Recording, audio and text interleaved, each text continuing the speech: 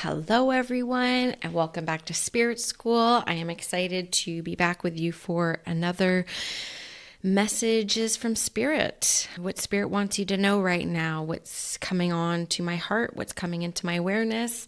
And whenever I record these, I get a lot of lovely messages from a lot of you that they're supportive. So I'm going to continue to do them.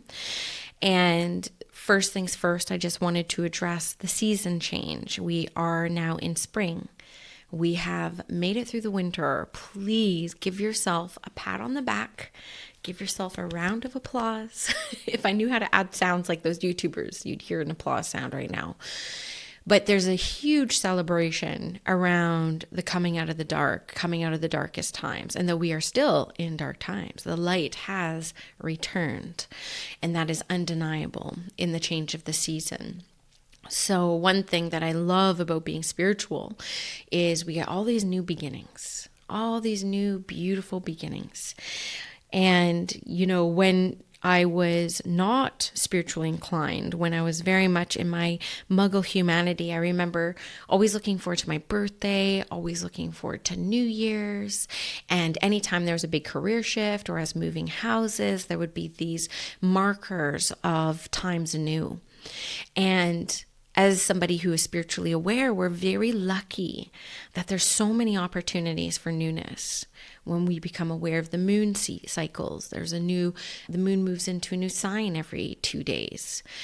Every astrological month turnover, which happens in the third week of every month. We just crossed over into Aries season, the astrological new year this past week.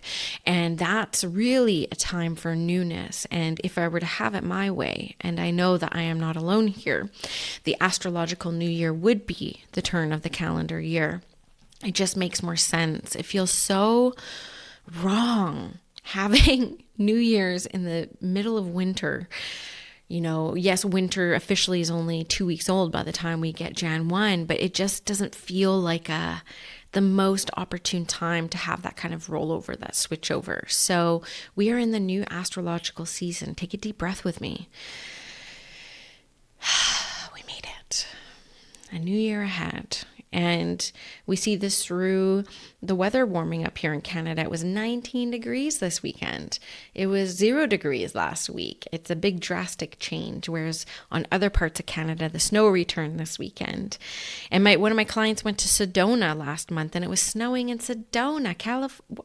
What?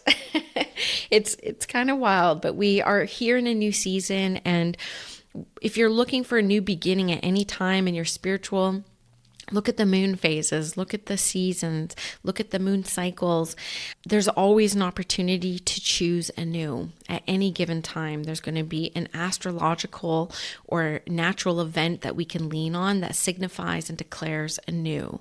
And that is one thing that I love about spirituality. And I remember this time last year too, I went through, I would have said to you 2024 was the hardest year of my life, especially up until this time. And this year I'm here to tell you that 2025 is harder. A different type of hard, I should say.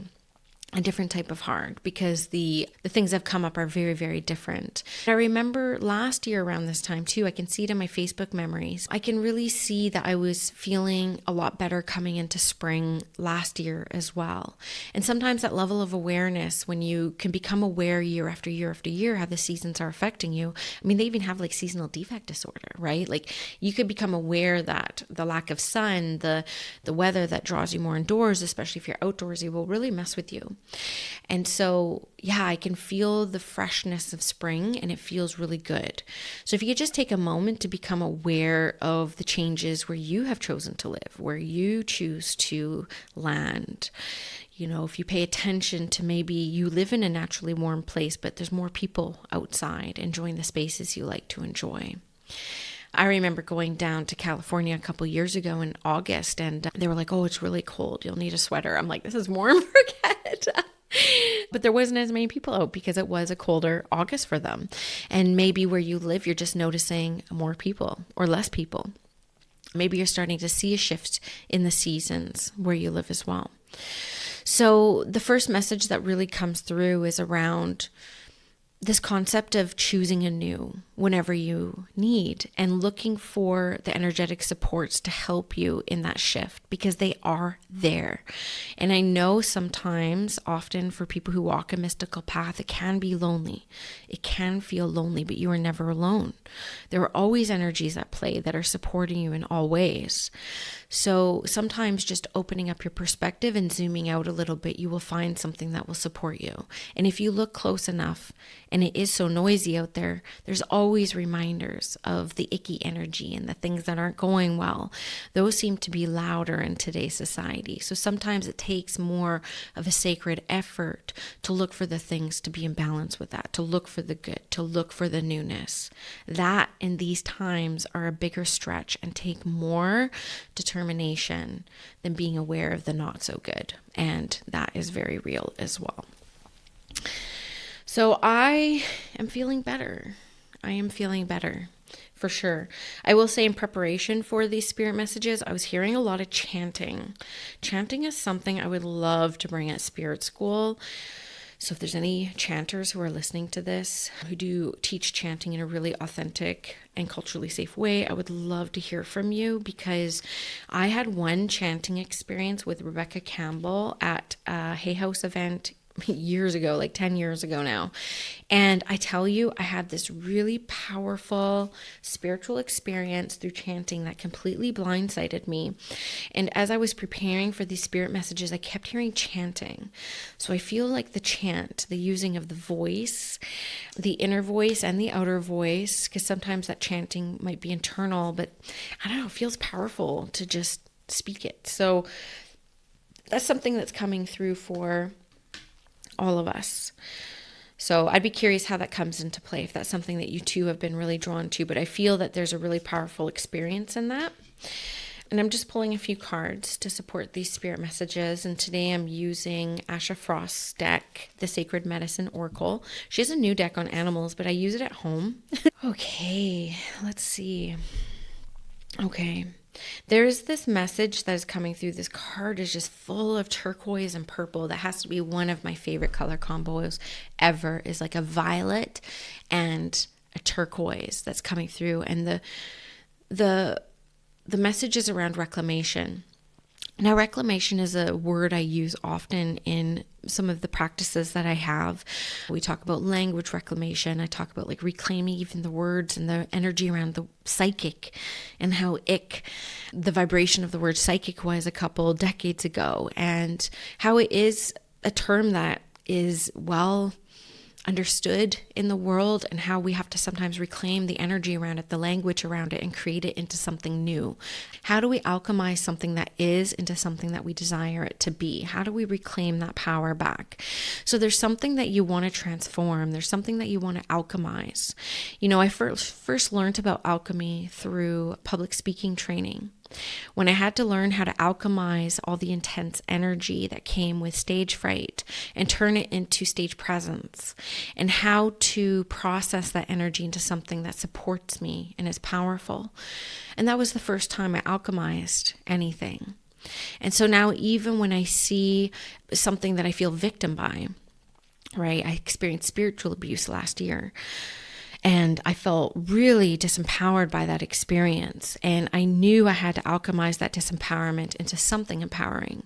So I created the Declaration program on ethics and integrity in spiritual and unregulated spaces, right? To restore balance, but to alchemize this seemingly shitty experience for myself into something powerful and helpful for others. So this reclamation card is another way of alchemizing something that is into something that you need it to be. And the process that I have around this is very internal. It's a feeling. It's through the world of emotions that I'm able to alchemize this. Much like I live with an anxiety disorder, and I'm constantly alchemizing anxiety into wisdom. And that's a process that is purely done by the inner world.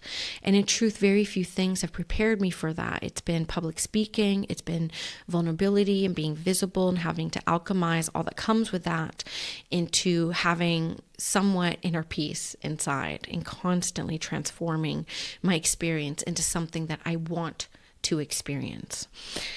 So this is a time of reclamation, and the subtitle on this card is around home.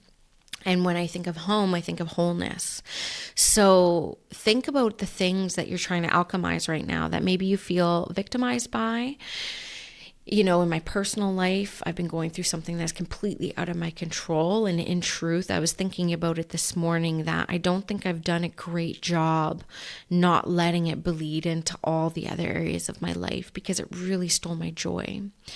And you could probably tell this year by how little I've been on Instagram and how I've been mostly in the collective and in my programs. I've been struggling a little bit with the energy of it. And this is an area I was thinking this morning that I want to alchemize now, and I haven't had the capacity or the wherewithal to be able to do that before now. But leveraging the newness of the season, leveraging the shifts that were impressed upon me during this most intense eclipse season, which we are just on the other side of. It's time. It's time to either compartmentalize or alchemize this stress and this anxiety into something else. So that is what is on my list.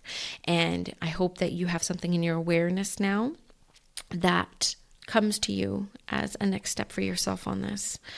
The next thing that's coming in relation to this, it feels like you go through this process. It feels authentic to you. It feels self-guided. And then there is this added step of an offering to the spirit world. How do you give an offering? How do you give an offering of gratitude to your higher self, to the world of the unseen energies, unseen spiritual supporters? How do you give thanks back? And, you know, for some of the teachings I have, that's the intention of tobacco, is to give back, to give offerings. And that feels authentic to me because of my own personal relationship with the medicine. I've seen people of many different cultures set up a place at the table as an offering to the ancestors. We've done this at the retreat, where we give an offering to our water altar, creating this really beautiful ceremonial water and giving an offering to the water, to the keepers of the water, which is all of us as well. And it really adds a lot of energy to the sacred medicine that we are creating through this water. So just thinking about how you can make it sacred, right? Signify the shifts and the empowered shifts and the alchemy that you're going to be creating through an offering of some kind, and what comes most natural to you. I'm reminded of, I hosted these more philosophy and spiritual circles at Spirit School, and a few people at HQ here signed up. And we talked about altars and we talked about offerings, and I gifted them each a rose. And I said, okay, so you each gave your offering. Now I want you to think of an ancestor in spirit that you know supports you in your decisions and in your human journey. And I want you to pull a petal off of the rose and then give your offering again with the rose petal, right? So same thing, but just adding that extra step. And there wasn't a dry eye in the circle after this experience. There's just something extra about giving something tangible, whether it's a string of your own hair, right? Whether it's a prayer on a piece of paper, sending it down river. There's so many ways that you can give offerings that are authentic to your spirit and authentic to your humanity. And this is like an extra step that Spirit invites you to bring in for the sake of your own sacredness. They don't need it, but they know that you do. So these offerings, yes, are for others, but they're in such a sacred place of gratitude that is for us and them, and everyone wins. So this is something that comes in really strong for you. Taking a deep breath in with me and exhale.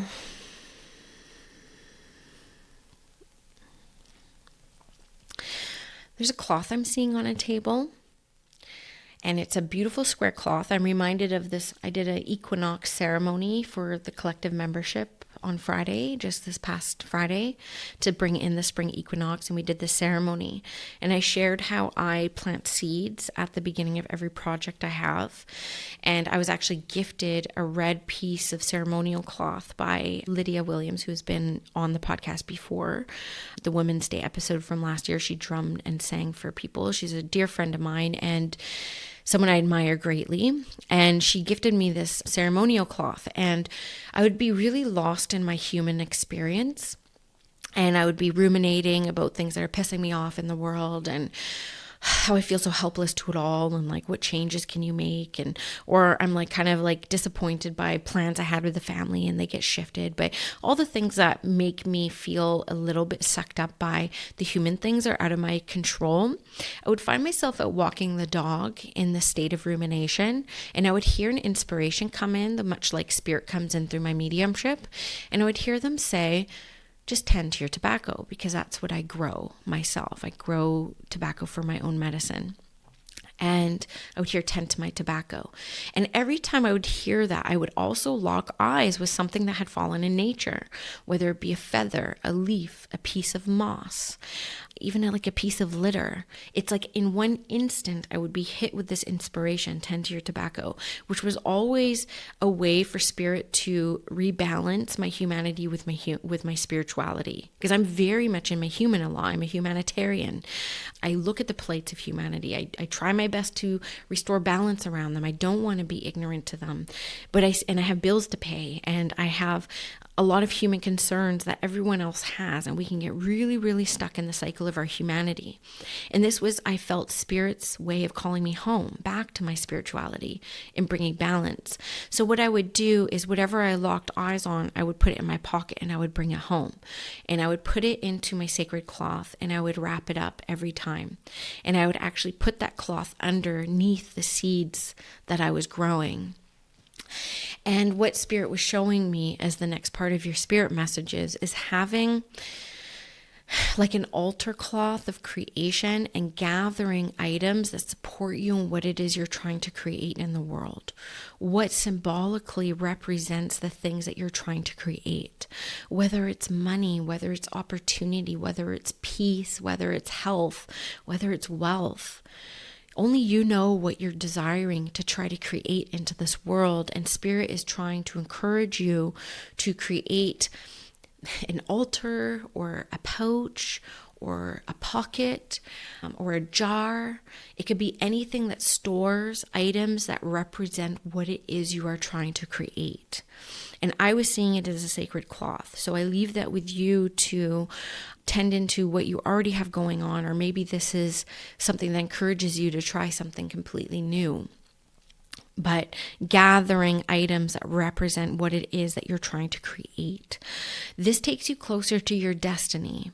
I feel that, in astrology, they talk about the North Node. They talk about the North Node is our destiny. Like, I'm a North Node Cancer, meaning my destiny is very much learning to be nourished and nurtured. I'm great at nourishing and nurturing others, but I'm really bad at letting people hold space for me and letting people help me. I'm not good at that at all. My most comfortable dynamic is helping others. And so my Cancer North Node is around my destiny in this regard. And they say that we enter North Node territory in our 40s. That's, for many of us, midpoint or midlife, as you will. So the first half of life is your South Node, your past karma, what comes easy to you. The karma you got to work out, North Node entering into destiny territory, coming into the 40s, coming into that second half of your life. Of course, we know this is very nuanced, but this is the overall theme of it. And so destiny comes in with Spirit kind of referencing this threshold of before, after. So for those of you who have maybe had that thought, or for those of you who feel resonance with this, I feel that you are really stepping into destiny territory. So this practice of creating this altar of things that you hope to create in this world are tied to destiny in some way. So in your pouch or whatever it is that you're going to be creating, think of short-term, mid-term, and long-term as well. Like, how do these short-term needs for financial stability support the longer-term destiny you're trying to fulfill? If you can find those short, long, and mid-term reasonings, it just adds a bit of strength to it. That's what Spirit's kind of bringing into my awareness around this. And then the final message I have for you around these spirit messages is hummingbird energy. So The card is winged one, but the hummingbird is what sticks out. I feel that there are some of you out there who have asked for hummingbird energy to come forward and support you at this time. So this is that sign for you. And looking at the qualities of hummingbird, how quick they move, how trusting they can be. Oh my goodness, are hummingbirds not the most trusting winged ones you have ever encountered? Yesterday, I was scrolling for my memes and I came across this video that showed these hats that you literally put on, and they're clear mask and they have hummingbird feeders on the end of them. And dozens of hummingbirds were surrounding these people to get a meal. So this is a teaching of trust from the hummingbird one. And I want you to sit as a piece of homework, because this is spirit school and I never give you homework. And though I am nurturing and not mothering, you get to choose if you take on this assignment. But I invite you, after you hear this message about hummingbird energy, to sit with hummingbird energy. Where does hummingbird energy flutter in your body? What memories do you have of hummingbird? When you think of hummingbird, what do you also think of? What is the innate nature of hummingbird? What are its qualities? What are its teachings? I think about the fragility of hummingbird. How they survive in the winter, I don't know. But we have 2 heated hummingbird feeders that are filled around the clock, thanks to my dad, who is the ultimate animal lover that I've ever met. And these hummingbirds are around all year around my house.